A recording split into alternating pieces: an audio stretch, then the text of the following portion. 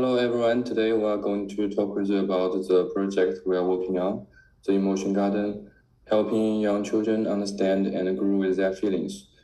And here's our group members, Huixin Linhui Wentao Wang, and Yuheng. Next, we will introduce it one by one. Our project focuses on a problem in mental health education. Young children feel strong emotions, but many of them don't know how to name or express those feelings. For example, many early primary students can only say happy or sad, but emotions are much more complex. Without richer emotional expression, children may show aggressive behaviors or struggle to make friends. To support these students, we designed some materials that help them expand emotional expression, share feelings more confidently, and understand each other with empathy. Emotional literacy is more than just words. It protects the kids' confidence, emotional safety, and long-term well-being. To establish credibility, we followed our 8 principles. First is contextual relevance. We found that many students in Chinese primary schools, especially in grades 1 to 3, lack the expression to talk about their feelings. It also responds to practical needs. Both practice and research show this is a real issue, and there are few classroom materials to support it. We engage stakeholders. They gave us suggestions, tried the materials, and provided feedback. We also built on local knowledge, using Chinese classroom practices and familiar symbols, like pens, colors, and using pinyin to support young students. Our project was informed by diverse approaches and experiences, combining international models with local education. It benefits local communities by giving teachers tools and supporting children's emotional expression. It also leads the field, offering a replicable model for emotional learning in lower primary classrooms. Finally, the project is ethical. All materials are gentle, respectful, and suitable for young students. Okay, now let's start with material. Our project is a creative emotional literacy toolkit designed for primary school children from grade 1 to 3. It includes a storybook, emotion cards, emotion guiding drawing sheet, and a teaching manual. The first component is a 5-chapter storybook based on 5 emotion plans, and the story follows a little girl named Xiaoya who visits her grandmother's magical garden. Inside the garden, she meets 5 emotion plants. Each one represents different feeling. For example, a sunflower teaches her about happiness, a flame grass shows her what anger feels like, and a mimosa helps her understand fear, and so on. These chapters gently introduce children to the idea that emotions are natural, nameable, and manageable. By using metaphor and narrative, we give children a safe space to explore their inner world. The second component is a set of emotion cards. These are used in role-play game where children can act out different feeling and situation. Each card includes a facial expression and a feeling words such as worried, excited, and calm. Through playful interaction, children learn to connect vocabulary with emotion experience. These cards are flexible and can be used in group work, class discussion, and one-to-one sections. Next is emotion guiding drawing sheets. After reading the story, students are invited to draw their own emotion garden. They can choose plants, colors, or patterns that reflect how they feel on a given day.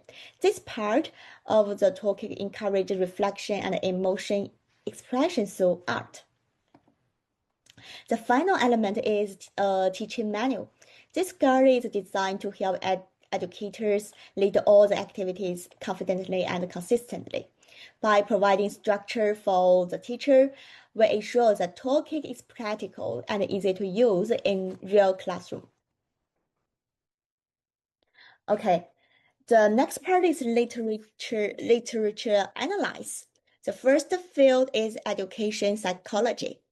In 2020, Hoffman found that teaching emotion regulation in school is most effective when it supports both students and teachers, beginning with enhancing teachers' emotional awareness and embedding emotional learning into daily routines.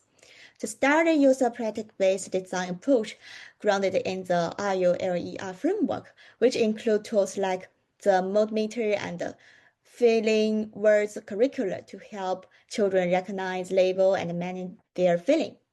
This informed our project because it showed that combining information, vocabulary instruction with visual tools and data integration can effectively improve emotional literacy, an approach we applied in the emotion garden through the picture book and the emotion card and the drawing sheets. The next field is applied linguistics. Struble in 2020 found that emotion-specific vocabulary, especially in terms of vocabulary size, significantly predicts young children's ability to understand and regulate emotion. And this study used the design-based tasks and regression analysis to assess how emotional vocabulary size and deep influence 86 children's performance in emotion understanding task. And from this essay, it supports our goal of helping lower primary students expand their emotion vocabulary, which is essential for developing emotion recognition and self-regulation skills through visual storytelling. Okay, next I would like to talk with you about the PDA. And the first project I would like to introduce is the zone of regulation. It's a structured emotional regulation tool that divides emotions into 4 colored zones, which helps children identify, name, and manage emotional states. It is visually engaging and developmentally appropriate. It provides consistent language and tools that help children, families, and educators talk about feelings. And this project influences our classification system by showing how emotions can be grouped clearly and directly. It uses the color-coded zones help us think about how to translate abstract feelings into concrete categories. This inspires our idea of representing each emotion as a unique plant in an emotion garden. And the second project is the Color Monster. The Color Monster is a children's picture book where a confused monster learns to understand his emotions by sorting them by color. Through simple text and vivid visuals, the book guides young readers to name and organize feelings. It uses a relatable character and a visual metaphor to make complex emotions easy to talk about. The interactive and artistic style invites children to reflect on their own feelings, making it effective in both home and classroom context. And the way it shows a monster experiencing different emotions help us see the power of narrative in emotion education. This strongly influenced the story-based structure of our picture book. And the last one, printable feelings charts for kids. This article introduced 9 printable charts that help children identify and express feelings. These charts use visuals, face, colors, and words to build emotion vocabulary and support self-regulation. The charts are colorful and accessible. They appeal to children visually, offer concrete vocabulary, and are supported by strategies that empower adults and children to talk about different emotions. This project informed our design of emotion cards by showing how visual tools can taste and reinforce emotion understandings. In our toolkit, the emotion cards serve a similar purpose, not only as a learning tools, but also as assessments to check whether children can recognize and express emotions correctly. Let me start by talking about how we began developing our materials. We kicked things off with a team brainstorming session. At first, we were quite unsure about how to make emotions feel easy to understand and memorable for young children.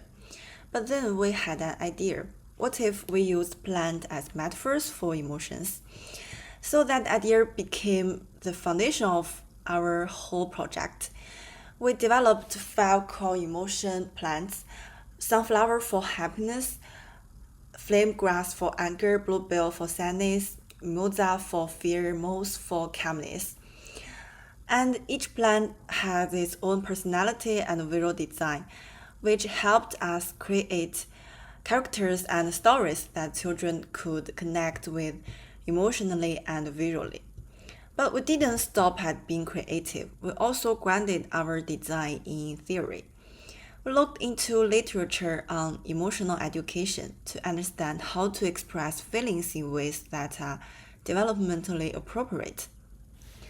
We also applied positive discourse analysis to explore how other successful projects expressed values like empathy, care, and emotional safety through their tone and messaging. So, along the way, we got very helpful feedback from our course teacher. He suggested simplifying the layout, sharpening our project purpose, and narrowing the age range. His feedback helped us make the content more focused and more practical for real classrooms.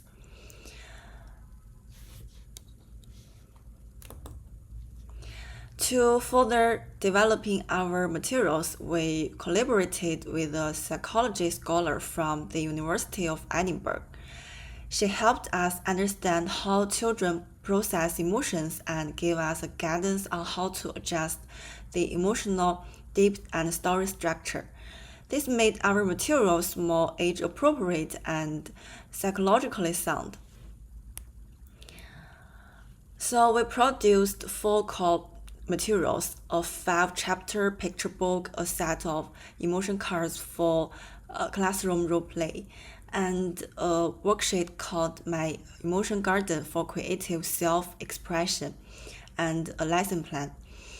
We used an AI tool to make all the pictures. We tried many different promos to get the right look. To support the early readers, we added pinyin alongside the Chinese text to make it more accessible for children still developing character recognition. And after the first draft, we went through several rounds of revision. We simplified the storylines to make the emotions easier to identify, using appraisal theory to guide how each plant communicates feelings. We also rebuilt the lesson structure using the TLC model with 4 teaching stages: build the field, deconstruction, joint construction, and independent construction. Finally, we made key design improvements. We made the text bigger and easier to read, used simple instructions, and chose soft color to make the page feel calm and friendly. We also changed the layout to make it clear, with tidy spacing and better order. All of these changes helped us make the materials not just more beautiful, but more effective and supportive for emotional learning. And we piloted our project in May of 2025 in Beiyuan Primary School in Linhui, Shandong Province, with a grade 2 class of 30 students. The lesson followed our lesson plan, starting with story reading, followed by role play using our emotion cards, and finally the students drew their own emotion gardens to reflect their feelings. And as you can see in these photos, the children were deeply engaged. They took the drawing activity seriously, and many were excited to share their plans and emotions they represent.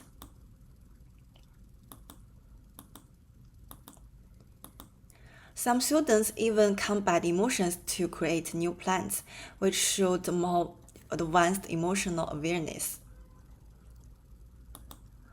So now let's take a look at the highlights of our lesson. 3、2、1。This short video shows the final moment where students proudly hold up their completed emotion garden drawings. This project was developed to fill a gap in emotional education in Chinese primary schools.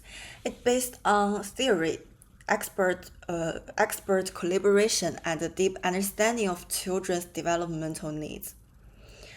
The pilot results were very positive. Students were expressive and engaged, and teachers gave strong feedback on the clarity and usefulness of our materials. Looking ahead, we plan to add more diverse emotion characters, adapt the content for younger or mixed-level students, and promote this material in more schools. We believe this project has the potential to empower children with emotional literacy and creativity. And next part is our references.